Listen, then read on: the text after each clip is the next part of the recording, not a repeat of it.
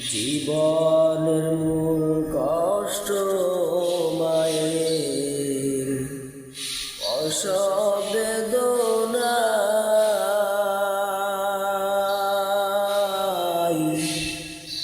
জীবনের মূল কষ্ট মায়ের প্রসব বেদনায়।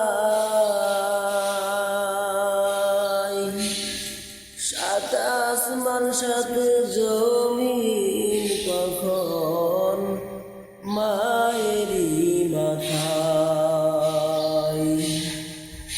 জীবনের মূল কষ্ট মায়ের প্রসব বেদনায়।